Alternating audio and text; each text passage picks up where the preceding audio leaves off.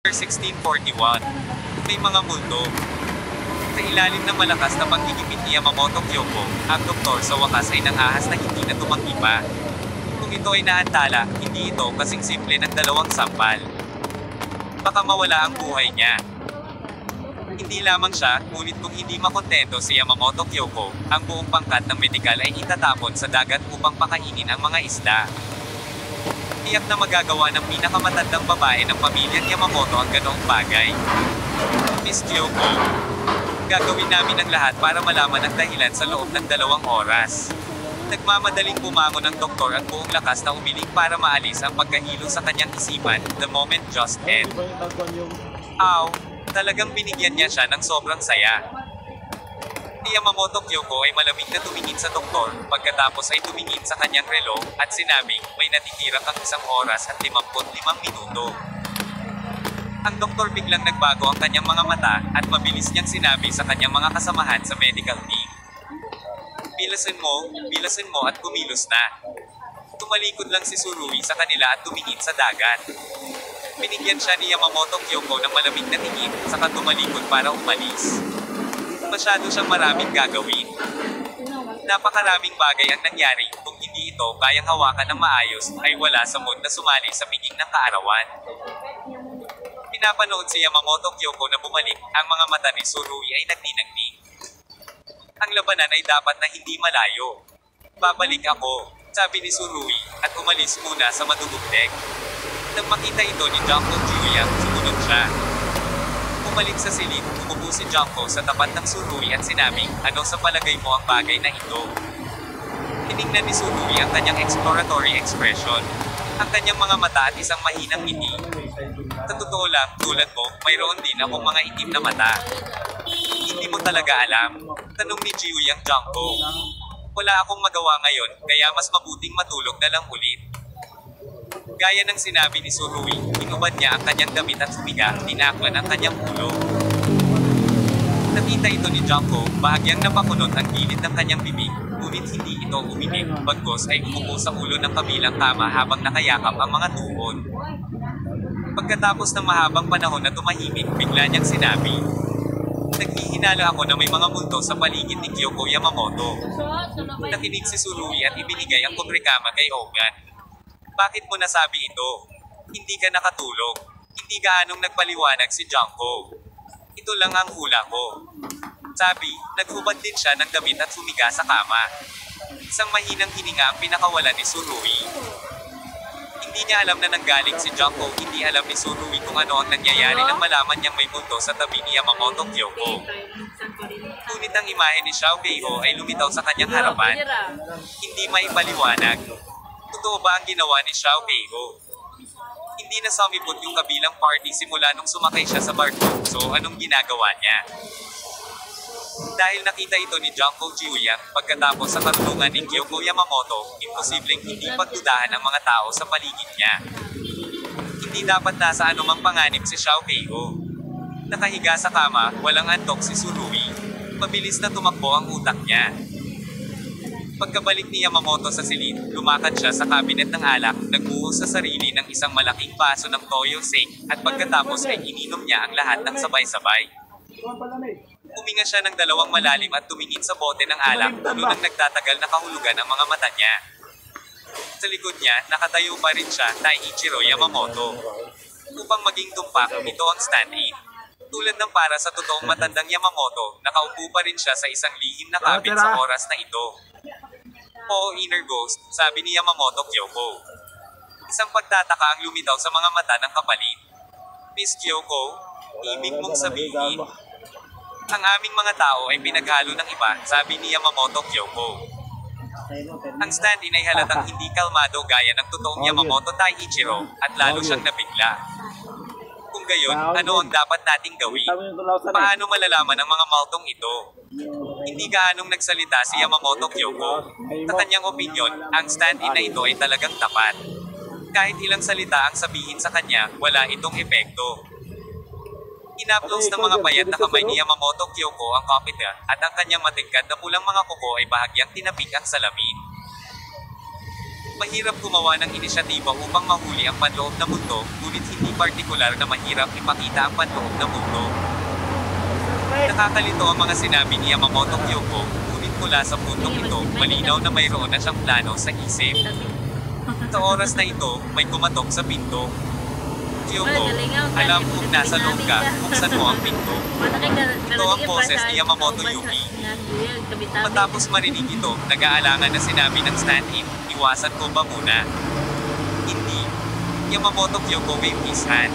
Nakatunayan, ang pagkakaroon ng stand-in na ito ay hindi isang malaking lihim. Maraming tao sa pamilyang Yamamoto ang nakakaalam tungkol sa taong ito. Ngunit wala silang masyadong alam tungkol sa kanya. Sa pagkakataong ito, palihim din niyang dinala ang stand-in sakay. Pagkatapos niyang magsalita, tumayo siya at binuksan ang pinto. Kyoko, anong nangyari? Ang gulo.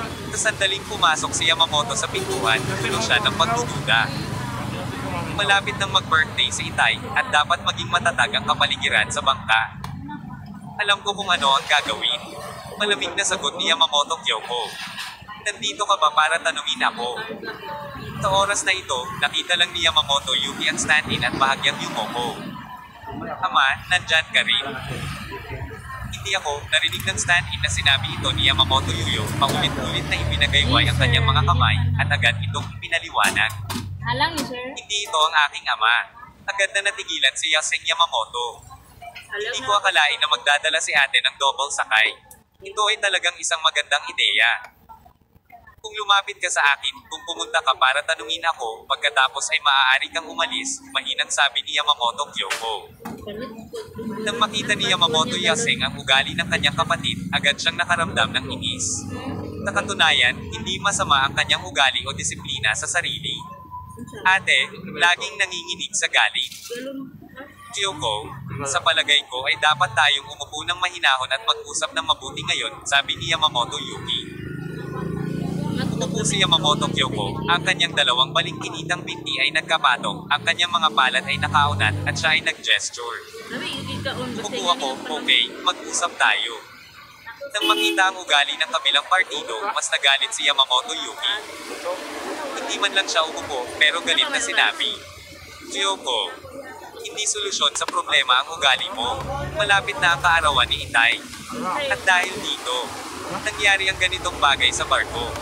Kahit saan, nagpapanik ang mga tao. At hindi matitiyak ang personal na kaligtasan ng mga bisita. Tino ang nasa mood pa rin ipagdiwang ang kaarawan ng kanyang ama. Isa pa, hayaan mong sabihin ko sa iyo, ang mga kapatid ay may maraming opinyon sa iyo ngayon, at sana ay maramdaman mo ito ng kaunti. Maghanda. Nakinig si Yamamoto Kyoko, hindi lamang hindi nataranta, ngunit bahagyang ngumiti. Mayroon kayong mga opinyon sa akin, alam ko, ngunit, wala akong pakialam. Wala siyang pakialam. Gayunpaman, ang kawalang interes na ito ay naglagay kay Yamamoto Yuki sa bingit ng galing. Kyoko, bago ka sumakay sa barko, ikaw ang namamahala sa lahat. At ang lahat ng aming mga pangunahing miyembro ay walang mamajitan. Ngayong naging ganito na ang mga bagay, kailangan mong gawin ang pangunahing responsibilidad. Halos mapaungon si Yamamoto Yaseng. Iniisip mo bang talikuran ang iyong responsibilidad ngayon? Malamig na tinitigan ni Yamamoto Kyoko si Yamamoto Yuki. At sinabi, ang piging ng kaarawan ni Itay ay normal na nagaganap. At sasamantalahin ko ang pagkakataong ito para buhayin ang templo ng araw. Lahat ng core ng gang ay nabura. Ang iyong mga aksyon sa oras na ito ay magkakaroon lamang ng epekto sa akin. Ang mga sinabi ni Yamamoto Kyoko ay mapagpasyahan, na lalong nagpainit sa kutis ni Yamamoto Yaseng. Sana mapapanagutan mo ang sinabi mo. Huminga ng malalim si Yamamoto Yuki. Sa anumang kaso, hindi ko gustong makita ang magkapatid na pagpatay sa isa't isa. Bahagyang nakataas ang mga sulok ng bibig ni Yamamoto Kyoko na nagpapakita ng bakas ng paghamak. Babalaan mo ba ako? Pinapaalala ko. Malalim na sabi ni Yamamoto habang tinitingnan si Kyoko Yamamoto. Kailan ba talaga gaganapin ang piging ng kaarawan ng aking ama? Bukas ng hapon. Hindi ito itinago ni Kyoko Yamamoto kay Yaseng Yamamoto. Pagdating ng panahon, magkakaroon ng matinding apoy sa dagat. Kaya nakapag-ayos ka na. Sana ay ligtas ang lahat. Laging inuuna ni Yaseng Yamamoto ang pangkalahatang sitwasyon. Nang marinig na mayroon pa ring malakas na putok sa dagat, nabawasan ang kanyang galit. Kung tungkol sa iba pang mga kapatid, tutulungan kita. Malinaw, ang pahayag ni Yamamoto Yusei ay nagpapakita na ang opinyon ng iba pang mga pangunahing miyembro na si Yamamoto Kyoko ay napakalaki na. Tumayo si Yamamoto Kyoko. Wala akong pakialam. Ang mga simpleng salitang ito ay nagpapahayag ng walang hangganang kumpiyansa at malalim na paghamak. Napabuntong hininga ng mahina si Yamamoto Yaseng, talagang hindi niya kilala ang grupong Yamamoto ano ang magiging itsura ng hinaharap. Lumapit si Yamamoto Kyoko sa kanyang kapatid at sinabi, bukas ng hapon ay magsisimula na ang malaking labanan. Dahil kayang gawin ng Sun Temple ang ganitong uri ng bagay ngayon, ibig sabihin, hindi na sila makakapigil pa. Sa anumang kaso, sana ay mapangalagaan mo ang iyong ama. Ang mga mata ni Yaseng Yamamoto ay puno ng solemnidad. Natural yun. Tumingin si Yamamoto Kyoko sa kanyang kapatid na humina na ang tono at sinabing, bumalik ka. Tatalikod na sana si Yamamoto at lalabas ng matagpuan niya ang stand-in na nakatayo sa tabi niya. At hindi niya napigilang sabihin ang lumabas sa hall noong araw na iyon para akitin ang mga assassin ay stand-in din. Tama. Tumago si Kyoko Yamamoto. Tinabi ka agad ni Yamamoto. Minumungkahi ko na maaari kang gumamit ng stand-in upang patrolya ang mga kabin sa bawat palapag upang maakit ang atensyon ng iba. Hindi mo kailangang mag-alala tungkol dito. Ang mga salita ni Yamamoto Kyoko ay huwag mag-iwan ng simpatiya. Yamamoto ay napairap muli, kaya umiling siya at umalis na may buntong hininga. Pagkaalis ni Yusei Yamamoto, sinabi ng stand-in, Miss Kyoko, gusto kong lumabas at akitin ang firepower kay Mr. Yamamoto. Sa oras na ito, ang iba pang mga bisita ay natakot. Tasilid. Lahat ay may anim na Diyos at walang Panginoon. Kung lumitaw si Yamamoto Taiichiro sa oras na ito, mapapalaki pa rin dito ang malaking kumpiyansa para sa lahat. Narinig ni Yamamoto Kyoko ang mga salita at tumago. Sige, maghanda ka. Lilito ang oras ng tanghalian, bilang karagdagan, ipaalam sa akin, ang batas militar ay aalisin sa 1 oras. Kung sila paano kung ayaw mong sumama sa tanghalian? Tanong ng kapalit. Pagkatapos sabihin sa kanila na ipahayag namin kung sino ang pumatay sa oras ng tanghalian, sa harap ng lahat. Kabanata 1642. Ang babaeng bumisita. Ipahayag sa publiko kung sino ang mamamatay tao. Hindi alam ng mga cronies sa paligid ng Kyoko Yamamoto kung saan nanggaling ang tiwala ng panganay na babae na ito. Wala pang nakitang resulta ang medical team. Siya ay tungkol sa upang ipahayag ang mamatay tao. Halin ang kinanta mo. At, higit sa lahat, sino ang mamamatay tao? Kung ang mga salita ni Yamamoto Kyoko ay inilabas, ngunit ang mamamatay tao ay hindi maaaring ibigay, kung gayon ano ang magagawa? Hindi ba't sinasampal mo ang sarili mo? Sa pagtingin sa ilang subordinate sa paligid niya, ang ekspresyon ni Yamamoto Kyoko ay napuno ng lamig. Tinatanong mo ba ako? Malamig na sabi ni Yamamoto Kyoko. Hindi ako manggahas, ang aking mga nasasakupan ay hindi manggahas. Agad namang yumuko ang ilan sa kanyang mga nasasakupan. Kung gayon, gawin mo ito dali. Yamamoto Kyoko accentuated. Mabilis na tumakbo palabas ang mga iyon, pati na rin ang mga stand-in, na tila napaka-motivated. Nang alisin ang batas militar. Kakaunti sa mga bisitang iyon ang lumabas ng siling. Kung tutuusin, nakakatakot talaga ang nangyari ngayon. Sa tuwing naiisip ko ito, nananatili akong takot. Kung tutuusin, walang gustong hayaang mangyari ito bagay sa kanya. Oras na ng tanghalian. At maraming bisita ang humiling sa waiter na dalhin ang pagkain sa kanilang pintuan. Ngunit nang makarating sa kanilang mga tainga ang balita mula kay Kyoko Yamamoto, ang mga bisitang ito ay nagsimulang hindi makapagpigil. Curious sa puso ko. Lahat sila ay gustong makita kung sino ang mamamatay tao, at lahat sila ay gustong malaman kung sino ang gumawa ng lahat ng ito. Personal na iaanunsyo ni Yamamoto Takeiro kung sino ang mamamatay tao sa restaurant sa tanghali, at ang balitang ito ay nakatutokso pa rin sa kanila. Sa oras na ito, natutulog pa rin sina Surui at Jiyang Janko na nakatikip ang kanilang mga ulo. Bagamat wala sa kanila ang nakatulog, ang mga katok sa pinto ay patuloy na tumutunog, at isa sa kanila ay walang sinadya na bumangon muna. Matapos ibunyag ni Janko Jiyang ang sekreto ni Surui, ang relasyon ng dalawa ay tila hindi na katulad ng dati. Ang pagkakaibigan na naitatag ng may matinding kahirapan ay biglang bumalik sa bago ang paglaya.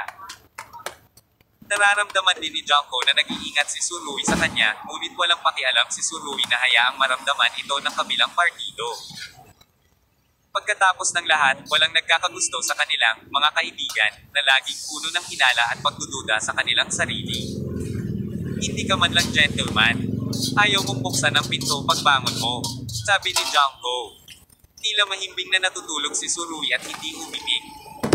Walang magawa si Junko, naupo sa kama, nagbalot ng bath towel at binuksan ang pinto. Mangyaring pupunta sa restaurant sa tanghali, si Mr. Yamamoto Taiichiro ay personal na mag-aanunsyo kung sino ang mamamatay tao sa umaga, sabi ng isang bodyguard na nakaihi. Matapos marinig ito, ang mga mata ni Junko Jiuyang ay nagpakita ng hindi kapani-paniwalang tingin. Nahuli na ba ang mamamatay tao? Nakahiga si Tsurui sa kama, bahagyang gumalaw ang kanyang katawan na gulat, nagbanting ang mga tainga. Nahuli ba talaga ang mamamatay tao? Paano magiging napakahusay ng Yamamoto Group? Si Tsurui ay likas na pinili na huwag maniwala dito. Ang paraan ng pagkamatay ng mga taong iyon ay hindi kapani-paniwala na hindi mo-ari ng mga tao. Paano sila mahuli ni Kyoko Yamamoto sa napakaikling panahon? Oo, nahuli ako. Ito ang personal na sinabi ni Miss Kyoko Yamamoto, sabi ng bodyguard. Okay, I see. Sinara ni Junko ang pinto, naglakad papunta sa kama ni Tsurui, umupo, at tinabik siya sa likod. Okay, huwag kang magkunwaring tulog, narinig mo sana ang sinabi mo, nahuli daw ang mamamatay tao. Tumalikod si Tsurui at inilagay ang kanyang mga kamay sa likod ng kanyang ulo. Paano kung nahuli siya, wala itong kinalaman sa akin, di ba? Hindi ako nagdududa sa iyo. Sabi ni Junko, tingnan natin ang tanghalian. Hindi ako interesado, sinabi ni Tsurui. Hindi ako naniniwala na si Yamamoto Kyoko ay talagang may lakas na hulihin ang mamamatay tao sa napakaikling panahon, ito ay isang bluff lang. Sa tingin mo ba nang bobola din siya? Tinapik ni Juniko Jiuyang ang balikat ni Tsurui. Ngunit ano ang katotohanan ng bagay na ito, hindi ba natin malalaman kung pupunta tayo upang makita ito ng magkasama? Pupuntahan kita, hindi ako masyadong interesado sa ganitong klaseng bravado. Tinabi ni Tsurui. Nga pala, matutulungan mo akong ibalik ang aking tanghalian. Pero hindi mo ba narinig? Si Yamamoto Taiichiro ay pupunta rin doon ng personal, sabi ni Junko. Ano ang kinalaman sa akin kung pupunta ang matanda? Mukhang nagdesisyon si Tsurui na huwag magpakita. Nang nagpakita si Taiichiro Yamamoto noong huling pagkakataon, nakaakit siya ng 2 assassin para magpakita. This time magpapakita na naman siya. Who knows if meron pa ngayon? Tumitaw ang assassin ni Waxie. Tumingin si Junko kay Tsurui na may mapaglarong tingin sa kanyang mga mata. Agad na umupo si Tsurui mula sa kama. Si Juniko Jiuyang ay tumingin sa mga kalamnan ng dibdib ni Tsurui at nagunat. Tinapik niya ng bahagya ang kanyang daliri sa katawan ng kausap. Maaari mo bang sabihin sa akin paano naging napakagaan ang mga peklat na ito? Hanggang kasi ng peklat. Perfunctory na sabi ni Tsurui. Bawat babae na mahilig sa kagandahan ay ayaw magkaroon ng mga peklat na ito sa kanyang katawan. Tinabi ni Junko Jiuyang. Kung maaari mong dalhin ang sikretong formula na ito sa merkado, marahil ang iyong kumpanya ay magiging isang namumunang tatak sa pandaigdigang industriya ng kosmetiko. Nag-iisip ka masyado. Piling si Tsurui, naghahanda na magsuot ng kanyang damit. Not to mention na hindi niya alam kung makikita niya ang pag-alagala na matandang Taoist sa buhay niya. Kahit na ginawa niya, baka hindi siya makapag-order ng isang bote niyan. Ang asul na Geikuma. Napakahalaga ng potion na ito, kung ito ay dadalhin sa palengke, ilang tao ang kayang bilhin ito. Bukod dito, imposibleng makumplito ang mass production. Sa sandaling ito, muling tumunog ang katok sa pinto. Narinig ni Junko ang mga salita at tumitig, hindi ko alam kung anong bagong order na Yamamoto Kyoko ang dumating. Sabi niya, tumayo siya at naglakad papunta sa pinto. Gayunpaman, nang bumukas ang pinto, napatingin si Junko sa babaeng nasa harapan niya at natigilan. Miss Jiuyang Junko, ano, nagulat ka ba nang makita ako? Isang babae ang nakangiti. Miss Yamamoto Izumi, hindi ko inaasahan na pupunta ka sa kwarto ko, sabi ni Junko. Ang bisita pala ay si Yamamoto Ichisoy. Higit pa ito sa inaasahan ni Junko, at higit pa sa inaasahan ni Surui. Sa sandaling ito, ano ang ginawa ni Ichimi Yamamoto sa kanilang silid? Alam ni Surui na ang Yamamoto Ichisoy na ito ay biological na anak din ni Yamamoto Taiichiro, at kapatid ni Yamamoto Kyoko. Dahil dito, nabigla si Surui. Bakit, hindi ako tinatanggap ni Miss Junko? Nakangiting sinabi ni Yamamoto Ichisoy. Nag-isa akong dumating, at hindi ko dinala ang aking mga tauhan. Sa totoo lang, ang pamilyang Yamamoto ang kanyang mga jin ay medyo maganda.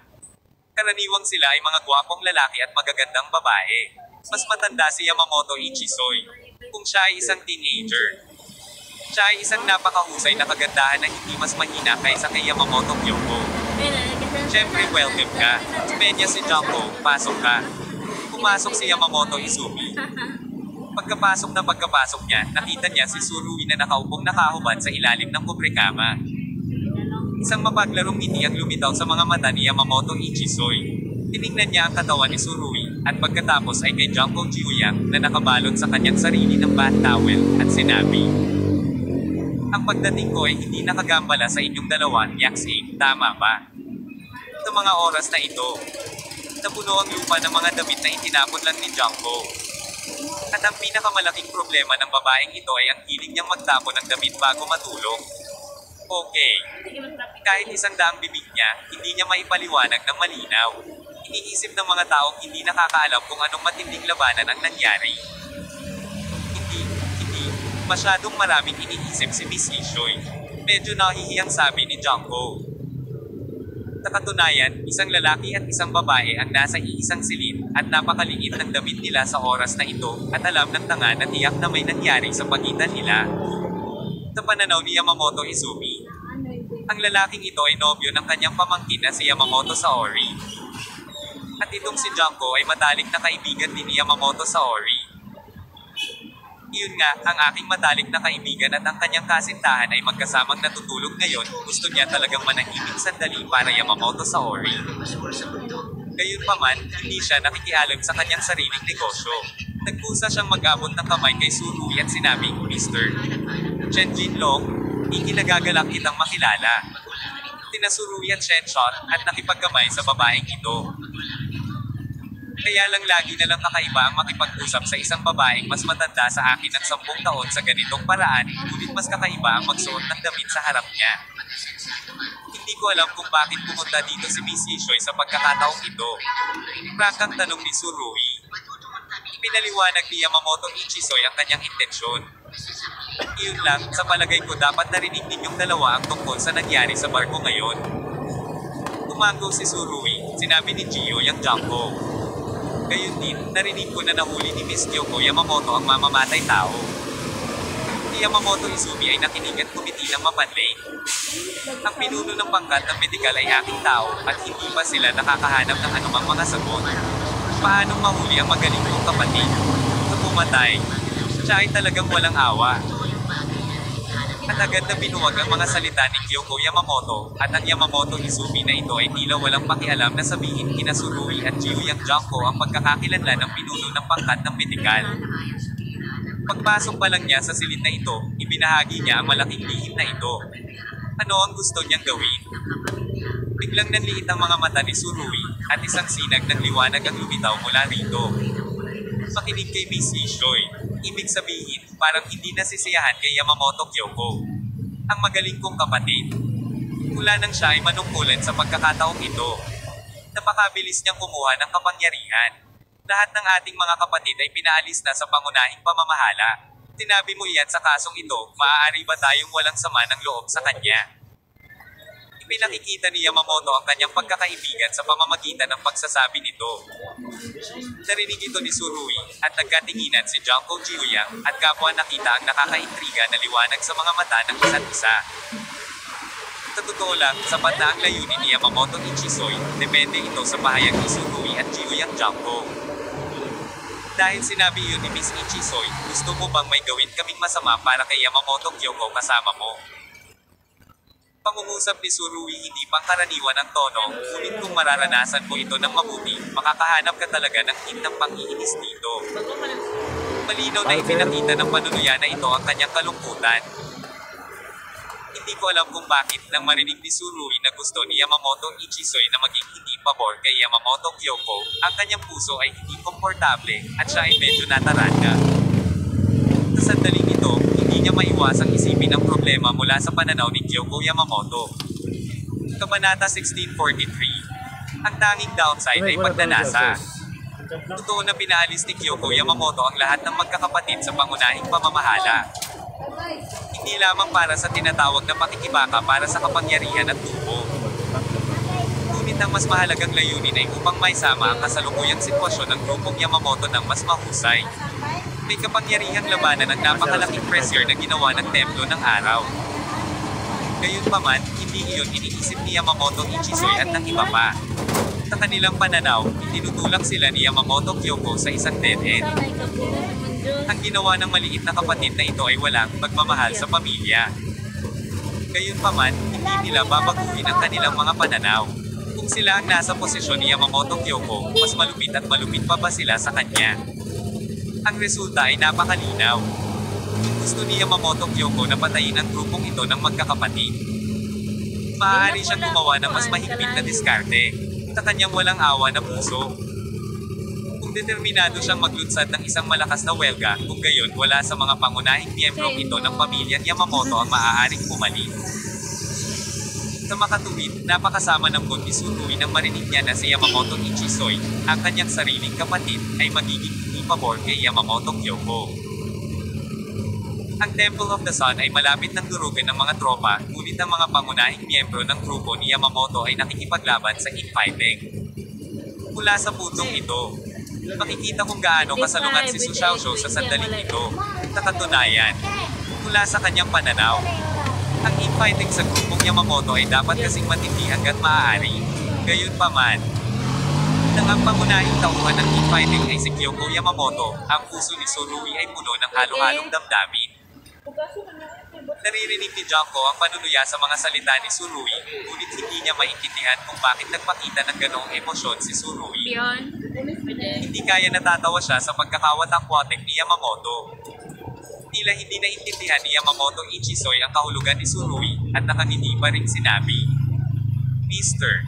Chen Jinlong, Miss Junko, lahat kayo ay bihirang talento sa mundong ito, sana ay matulungan ninyo ako, palitan si Kyoko Yamamoto. Palitan. Ang Yamamoto Ichisoy na ito ay tila prangka. Hindi niya sinabi na tulungan ang iba pang mga kapatid na lalaki at babae na labanan ng diktator ni Yamamoto Kyoko. Ngunit direktang hiniling kina Tsurui at Junko na tulungan siya ng personal upang kumpletuhin ang pakikibaka para sa kapangyarihan. Kung matagumpay ang bagay na ito, siya ang magiging bagong reyna ng Yamamoto Group. At ang nakaraang Kyoko Yamamoto, siya ay itatapakan sa alabok, at maging ang kanyang buhay ay maaaring hindi mailigtas. Siguradong hindi maliit ang ambisyon ng babaeng ito. Sa madaling salita, ilan sa mga anak ni Yamamoto Taiichiro ang hindi gaanong ambisyoso. Naiintindihan ko kung ano ang nangyayari, sabi ni Tsurui, ngunit nang sabihin niya ito, unti-unting nanlamig ang kanyang mga mata. Naantig ako sa katapatan ni Miss Yamamoto Izumi, ngunit ang panganib ng bagay na ito ay talagang napakalaki. Ang panganib at gantimpala ay palaging proporsyonal. Kumiti si Yamamoto Ichisoy. Hindi ko alam kung anong mga kondisyon ang gusto ni Chen Jinlong. Hanggat hinihiling mo, gagawin ko ang lahat para masiyahan ka. Biglang naramdaman ni Tsurui na medyo naging interesante ang bagay na ito. Narinig niya ang sinabi ni Yamamoto Ichisoy, at ang hindi kasiya siyang mood noon ay naalis sa oras na ito. Tinitigan niya ang mga milk na si Yamamoto Ichisoy. Miss Ichisoy, sa tingin ko hindi mo alam kung gaano kalaki ang gana ko. Habang nagsasalita, ang kanyang mga mata ay puno ng pagiging agresibo at 2 beses na nagpabalik-balik kay Yamamoto Ichisoy. Ito ay isang pagsubok, ngunit isang hamon din. Gusto ni Tsurui na gamitin ito para subukan ang bottom line ni Yamamoto. Siyempre, wala itong kinalaman sa Mostia. Tinalubong ni Yamamoto Iso ang mga mata ni Tsurui. Ngunit hindi siya kumikibo, ibig sabihin. Sa halip, inusot niya ang kanyang mga mata. Ibinuga ang kanyang dibdib at sinabing, Mr. Chen Jinlong, Basta maglakas loob kang banggitin ang iyong mga kinakailangan, maglalakas loob akong matugunan ang mga ito. Kailangan kong sabihin na ang Ichizo Yamamoto ay maayos na pinananatili. Kahit medyo may edad na siya. Taglay pa rin niya ang kanyang alindog. Isang kisap mata lang ngayon. Siguradong makakapaglayo na siya ng grupo ng 20 tao. Ang 20 taong gulang na maliliit na dwarf ay gumawa ng labis na kasiyahan. Hindi inaasahan ni Juniko Jiuyang ang biglaang pagbabago ng estilo ng pagpipinta na naging dahilan para hindi siya makasagot saglit. Nima, kausap lang niya ito. Sa mga kondisyon, bakit bigla siyang nanligaw? Bakit malakas ang lasa ni Chen Jinlong? Gayunpaman, napagtanto niya pagkatapos ng ilang segundo na ang Chen Jinlong na ito ay malamang na sinusubok si Yamamoto Ishoy. Tinabi rin ni Junko. MS, Ichisoy, si Kyoko Yamamoto ang taong hinirang ni Ji. Taiichiro Yamamoto, kung may mangyari sa kanya, natatakot akong hindi makapagpaliwanag ang mga anak mo kay Mr. Yamamoto. Hindi naman ito masyadong problema. Itinaway ni Yamamoto Ishoy ang kanyang kamay. Miss Junko, katunayan. Ang sitwasyon sa panig ng aking ama ay iba sa iniisip mo. At hindi niya ito iniisip.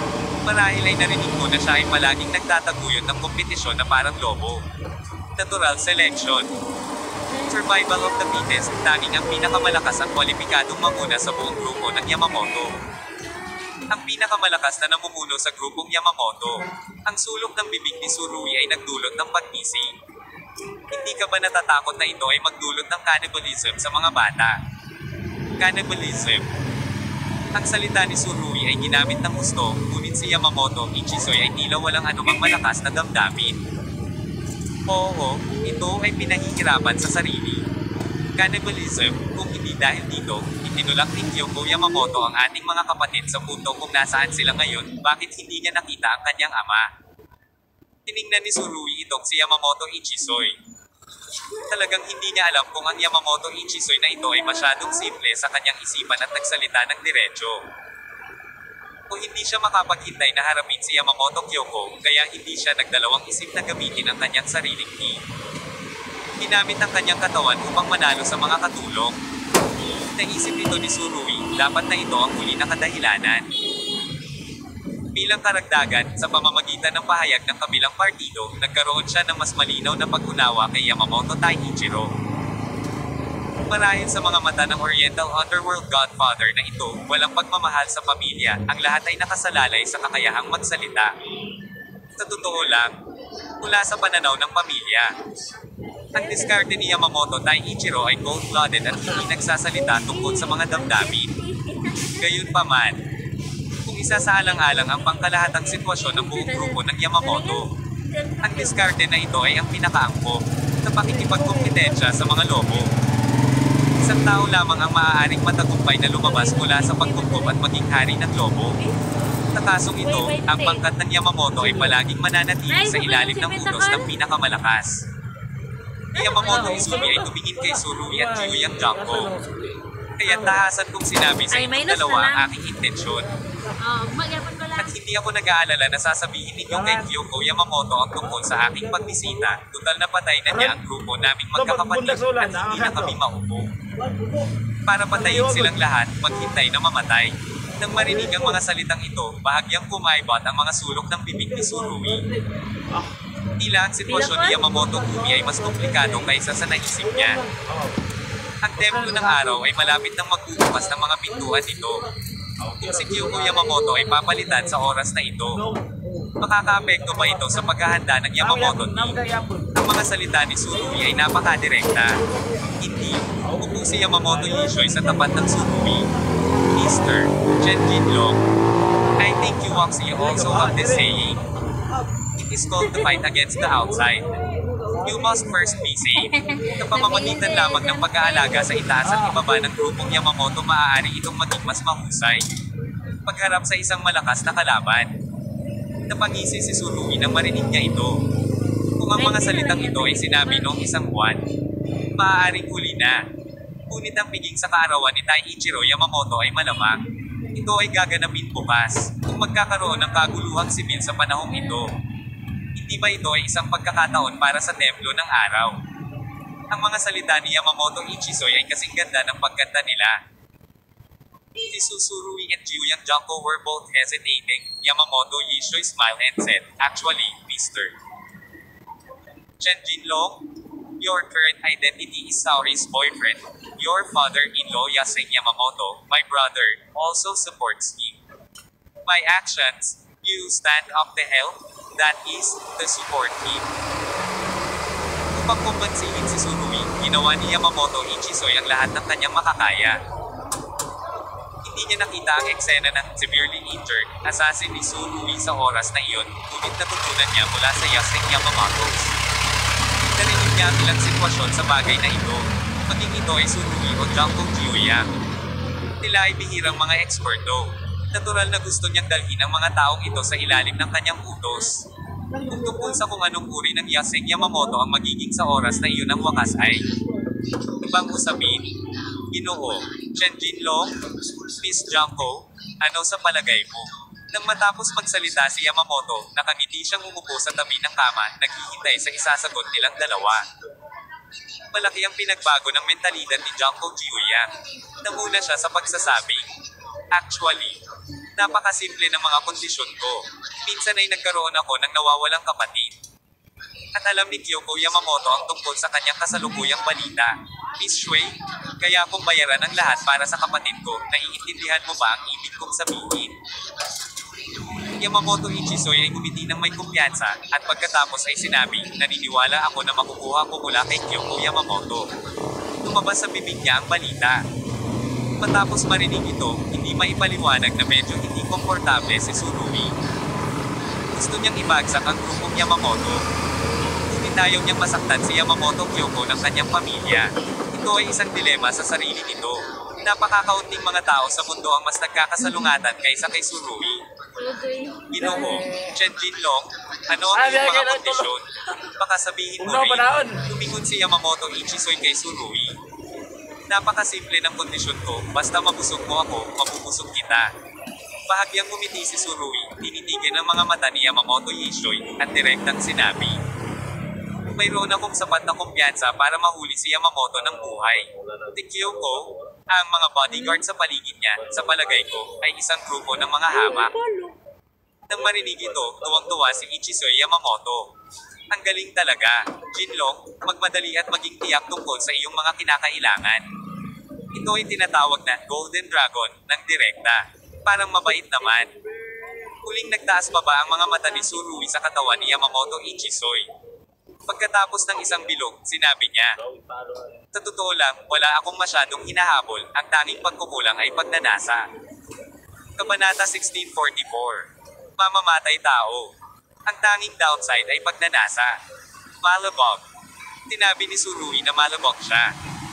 Nang marinig ito, umagalpak ng tawa si Junko Jiyang. Mahilig man si Surui o hindi, siya ang may pinakamaraming sinasabi.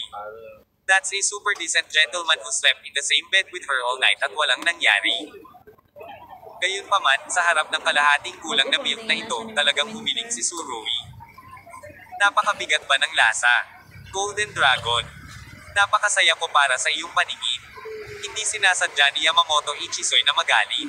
Tila sinabi ito ni Surui, na nagpasaya sa kanya. "Nakita kong nakangiting," sabi ni Yamamoto Ichisoy. "Bagaman nakatira ako sa itaas na palapag. Kadalasang ginugugol ko ang halos lahat ng oras ko sa ikalawang suite ng Kabanata 2 sa ibabang deck. Maaari kang pumunta at hanapin ako doon at maghihintay ako sa iyo anumang oras." Nakikinig sa mga salita ni Yamamoto Ichisoy, naramdaman ni Jiyang Junko na malapit nang lumuha ang kanyang mga mata. "Ito ba ang room number? Naghihintay pa rin ba ito sa iyo anumang oras? Di ba, maliwanag na appointment pa ito? At, ang appointment ay talagang matagumpay." Isui Yamamoto ay mayroon pa ring walang ilalim na linya at integridad. Ang sagot ay halata, mukhang wala sa kanya ang mga bagay na ito. Pakiramdam ni Junko Jiyang ay hindi sapat ang kanyang utak. Ngayon na, gusto niya talagang tanungin kung seryoso si Yamamoto Ichisoy. Nakangiting tumingin sa kanya si Surui, na may halatang agos sa kanyang mga mata. "Miss Ichimizu Yamamoto, sana hindi mo maramdaman na masyadong kitang iniistorbo." "Hindi naman, I think we can be good friends who can talk about anything." Tumayo si Yamamoto Izumi at nag-walk out sa inaakala niyang pinaka-provocative na pose. Nang magsara ang pinto, ang ngiti sa mukha ni Tsurui ay agad na naging malamig. Medyo baluktot ang kwita na ito. Nagpout si Jiyuyang Johnzi, at pagkatapos magsalita, pumunta siya sa kama ni Tsurui at umupo. Hoy, hindi mo talaga iniisip ang matandang babaeng ito, di ba? Masyadong mabigat ang panlasa mo. Napangisi si Tsurui sa kanyang mga mata at hinawakan ang gilid ng panlinis na tuwalya sa paligan. Pag-uusapan natin, hindi man lang kita kinain noong inilagay ka sa harapan ko, ikaw na punong-puno. Magiging interesado pa ba ako sa isang babaeng tulad niya? Baka ganoon nga. Nagpatuloy si Junko sa pagkunot ng kanyang mga labi at sinabing, siguro gusto mo pa rin ang kanyang estilo, kung hindi, bakit mo ito hilingin? Tinabi pa nila sa iyo ang room number. Tama iyan. Tumingin si Tsurui kay Johnzi at sinabing pabiro. Ang figure ng matandang babae ay mas mataba kaysa sa iyo. Matapos marinig ito, agad na nalungkot si Junko. Pwede ba ito? Wala siyang ideya kung gaano karaming mga lalaki ang sama-samang bumuo sa kanya. Napakadaling magselos sa mga babae. Nakangiting sabi ni Tsurui. Pumangon ka at magpalit ng damit, tanghalian na tayo. Di ba sabi mo wala kang planong mag-lunch? Tinabi ni Yamamoto Ichisoy ang lahat. Tinabi na hindi nahuli ni Yamamoto Kyoko ang sino mang mamamatay tao. Gusto ko talagang makita kung mayroong anumang nakakalito dito. Bahagyang kumiti si Tsurui. Pagkatapos ng tanghalian, kailangan kong pumunta sa matandang babae para pag-usapan ng tungkol sa buhay at mga mithiin. Tinabi ni Yamamoto Kyoko na natagpuan ng mamamatay tao na naging sanhi pa rin ng maraming bisita na pansamantalang ibinaba ang kanilang ulat at lumabas ng silid. Gusto nilang lahat na makita kung anong uri ng tao ang gumawa ng ganitong uri ng bagay.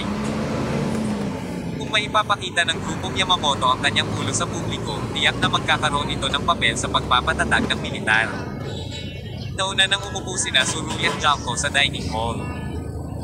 Sa harap ng bulwagan, may isang platform na parang entablado, at isang grupo ng mga itim na bodyguard ang nakatayo roon habang nasa likod ng kanilang mga kamay. Pinag-uusapan ito ng lahat at hindi nila alam kung anong uri ng pangunahing Yamamoto Group ang ibinebenta. Nang mapupuno na ng lahat ng bisita ang bulwagan, si Yamamoto Kyoko ay dumating ng huli, at si Yamamoto Taiichiro ang lumabas kasama niya. Ito ang pangalawang pagpapakita ng matandang chapter. Nang minsang lumitaw ang kabanata, hinailan niya ang dalawang mamamatay tao ng Waxia, at sa pagkakataong ito, nahuli niya ang pumatay kay Waxia. Sino ang makakagawa ng ganoong bagay? Lahat ng mata ay nasa kanila. Sa oras na ito, nalaman ni Tsurui na dumating din si Yamamoto Ichisoy. Bahagyang kumiti siya, hindi inililihim ang kanyang pag-uugali, at laterang binati ang kabilang partido. Kumiti si Yamamoto Ichisoy, ngunit si Tsurui lang ang nakakakita nito, at may bakas ng kalabuhan sa kanyang mga mata. Ito ay isang babae na nag-iisa sa isang bakanting silid sa mahabang panahon. Tinabi ni Jiyuyang Johnzi sa tainga ni Tsurui. Ang aking asawa ay namatay ng maaga, at ito ay upang gamitin ka upang matugunan ang kanyang mga pagdanasa. Wala akong pakialam. Ibinuka ni Tsurui ang kanyang mga kamay. Si Junko Jiyuyang ay nagbigay ng masamang tingin. Paano ang iyong integridad? Gayunpaman, naglakad si Yamamoto Izumi sa harap na hanay, ngunit hindi umupo, ngunit pinili ang kabanata 2, umupo sa tabi ni Tsurui.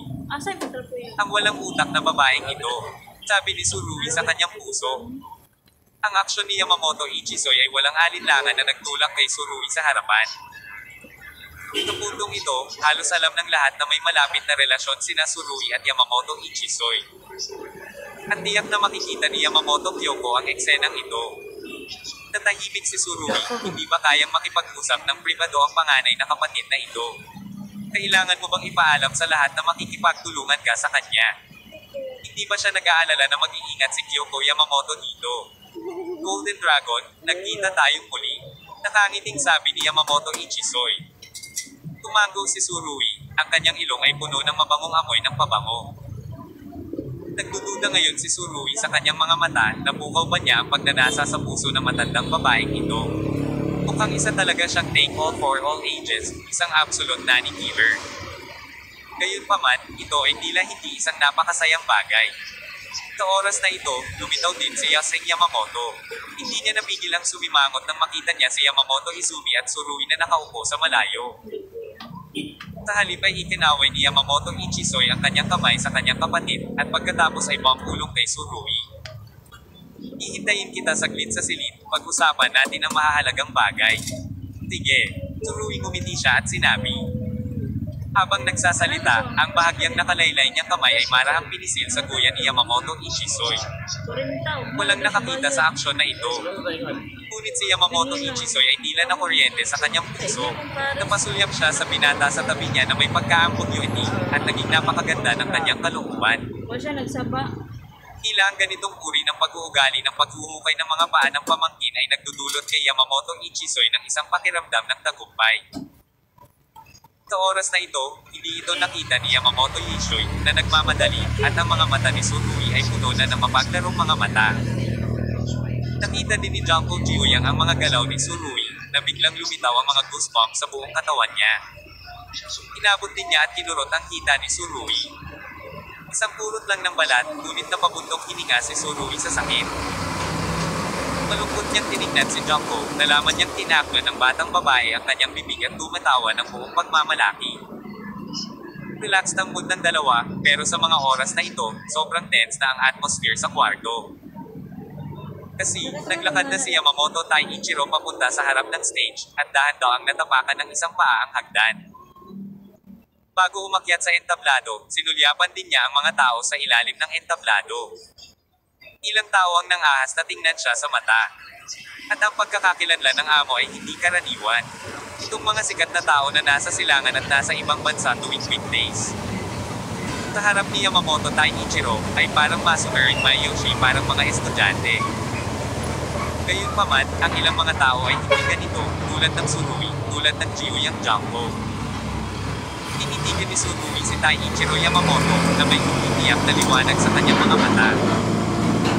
Yamamoto Kyoko ay hindi tumulong sa kanyang ama, ngunit sumunod sa likod na may malamig na mukha at walang emosyon sa kanyang mga mata.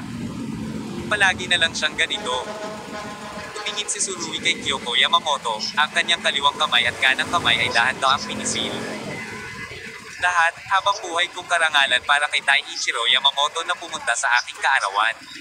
Mabagal na nagsalita si Taiichiro Yamamoto, nakatayo sa entablado, puno ng enerhiya ang kanyang aura. Siyempre, stand-in lang itong Yamamoto Taiichiro. At ito, si Yamamoto Yuki at Yamamoto Kyoko lang ang nakakaalam. Gayunpaman, sa oras na ito, ang stand-in ay ginaya pa rin ang aura ni Taiichiro Yamamoto, ngunit napakakaunting mga tao ang nakakakita sa kanya. Iba ang nakita ni Yamamoto Ichisoy. Tinundot niya si Yusei Yamamoto na nakaupo sa harap niya at sinenyasan siya. Tumango si Yusuke Yamamoto na kumpirmasyon ang iniisip ng kanyang kapatid. Nais ni Yamamoto Ichisoy na sabihin kay Tsurui ang balita, ngunit pagkatapos mag-isip tungkol dito, tumigil siya sa pagsasalita. Init pa na, bago pa. Napapikit si Tsurui sa mga galaw ng dalawa, ngunit hindi niya masabi kung ano ang kanilang ipinapahayag. Ilang mga hindi kasiya siyang bagay ang nangyari sa Shinhua na ito sa umaga. Tumingin si Yamamoto Taiichiro sa paligid at mahinang nagsabi. May mga bagay na ayaw kong makita, kaya, bilang master, ako ay humihingi ng tawad sa lahat. Sabi, yumuko ng malalim si Lao Yamamoto. Mga mahal na panahuhin, tumingin sa akin, tinitingnan kita, at pagkatapos ay nagsimulang pumalakpak ang lahat.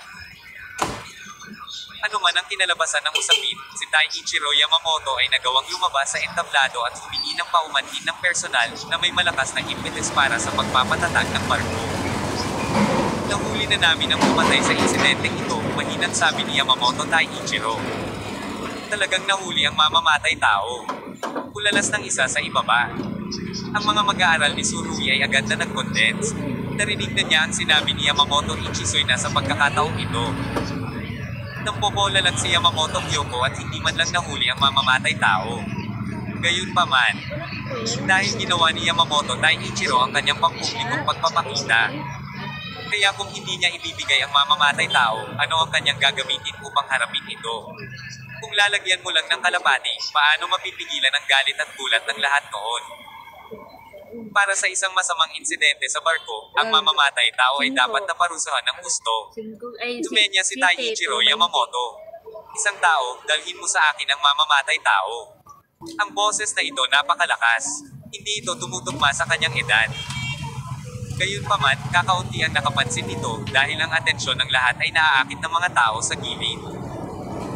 Dalawang bodyguard na nakaitim ang nakatayo sa likod ng isang taong naglalakad palabas mula sa likuran. Ang taong ito ay nakasuot ng itim na tela at hindi makita ang kanyang mukha. Ito ang dapat na mamamatay tao ng walang pag-aalinlangan.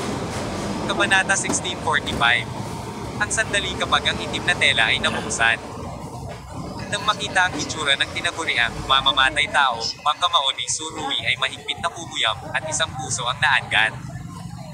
Hindi ba ito nangangahulugan na hindi natagpuan ni Kyoko Yamamoto ang mamamatay tao? Kung gayon, sino ang taong ito na inilagay sa stand sa oras na ito? Ang puso ni Tsurui ay napuno ng malalim na hinala. Sa kanyang palagay, hindi dapat maging hanggang si Yamamoto Kyoko na humanap ng multo para sa mga patay, kung hindi man, kung patuloy na magaganap ang insidente ng mga patay, magdudulot ito ng panik sa barko, malinis. Tumingin si Junko Jiyuyang kay Tsurui at hindi napigil ang sabihin. Mukhang mahusay talaga ang team ni Yamamoto, na mapaglarong hindi. Alam niyang hindi pa alam ng medical team ang sanhi ng kamatayan, lalo pa kung sino ang mamamatay tao.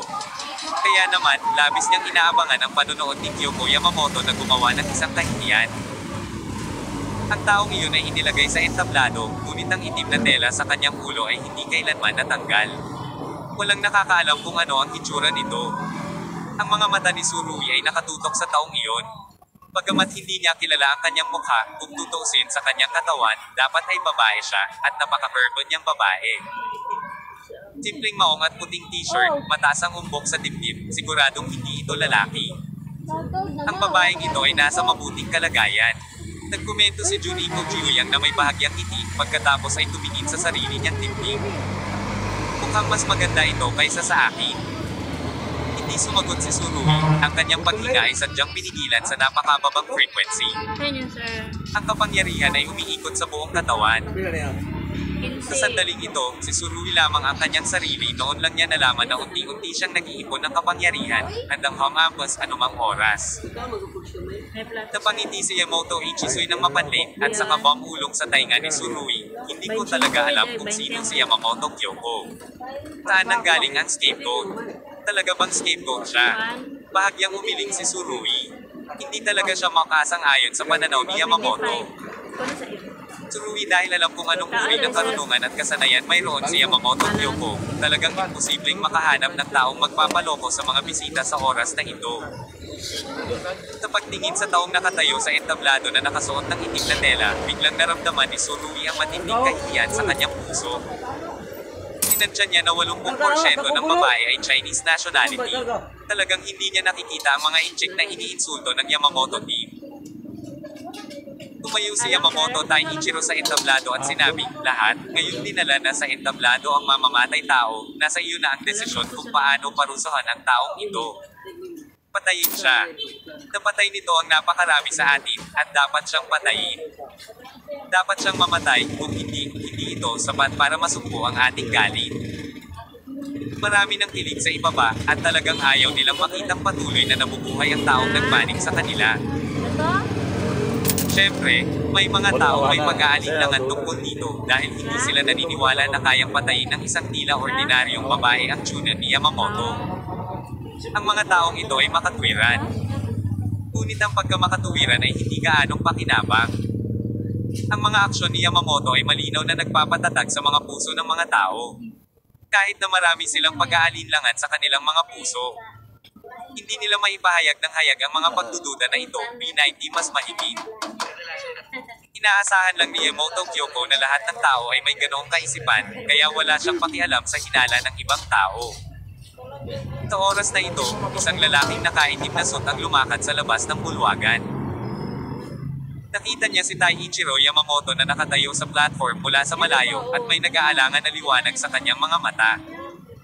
Kung makatingin si Tsurui sa likod, tiyak na makikilala niya siya. Ang taong ito ay si Xiao Keiho, na nawawala. Ligtas siya.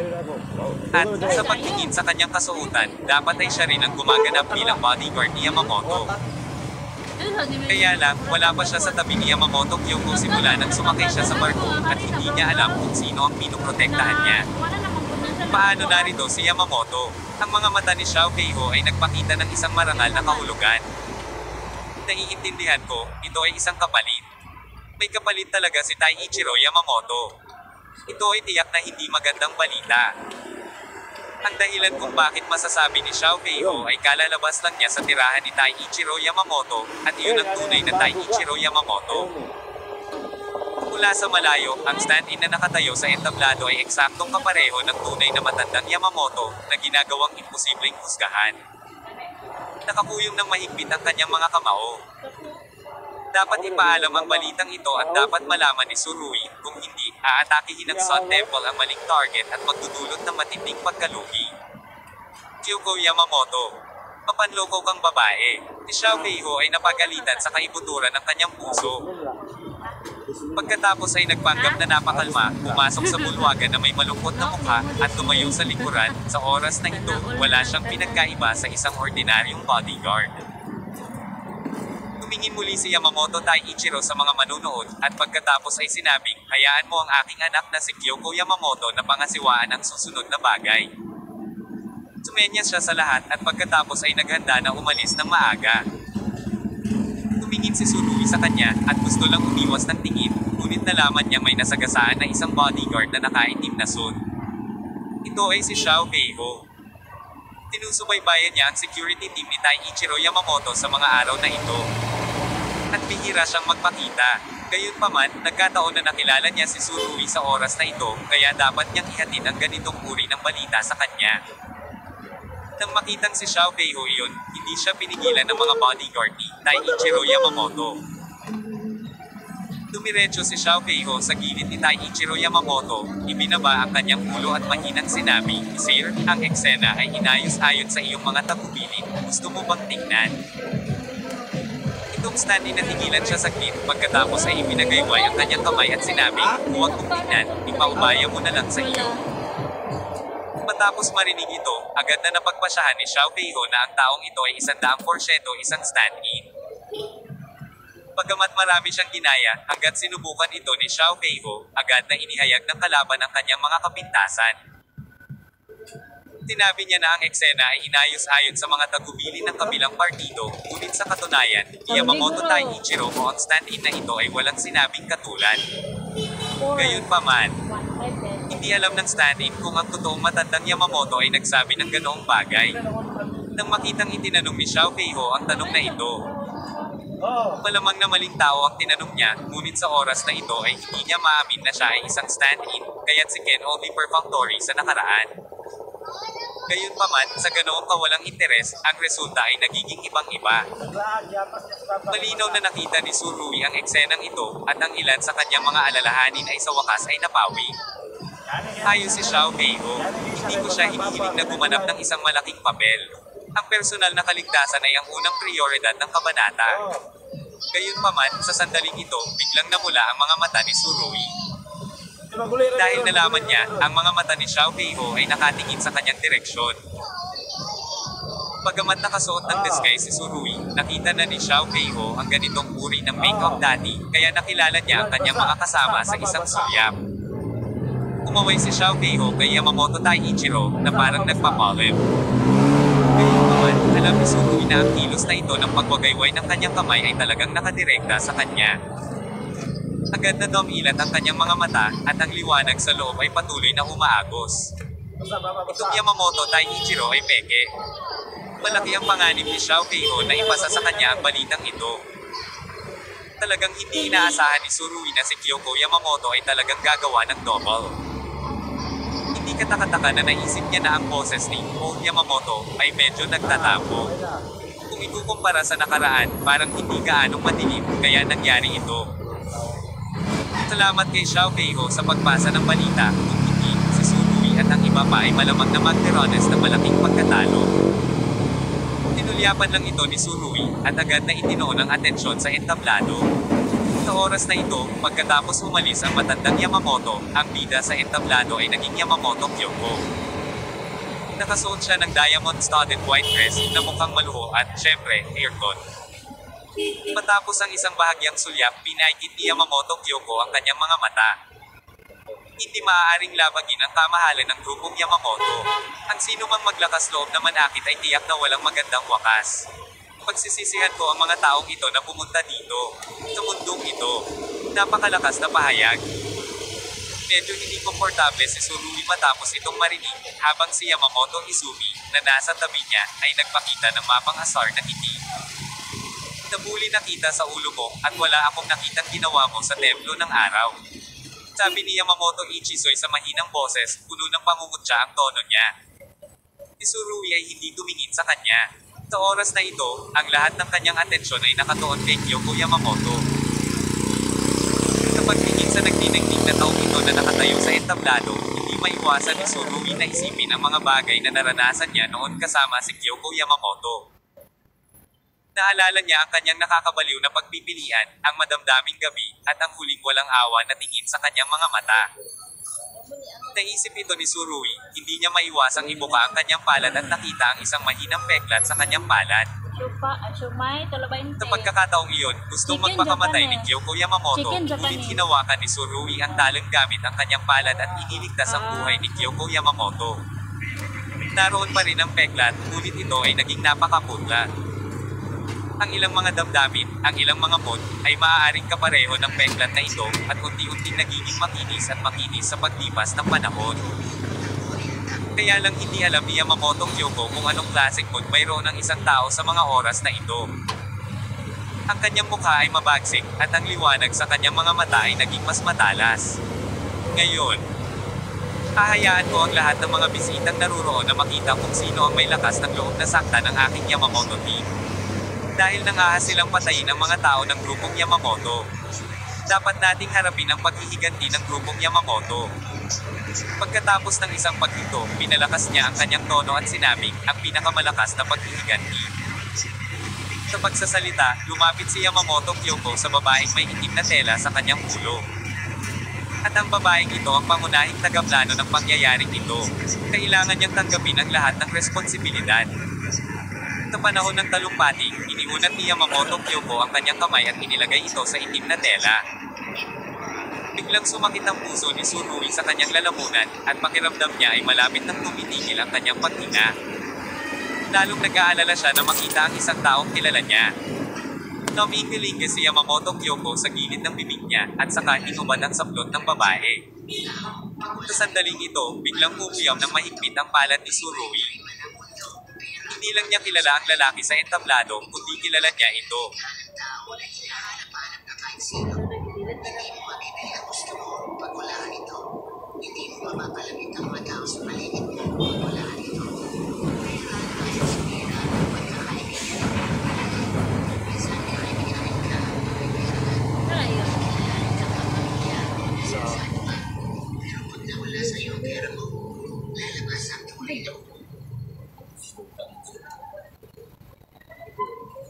Mulat ka.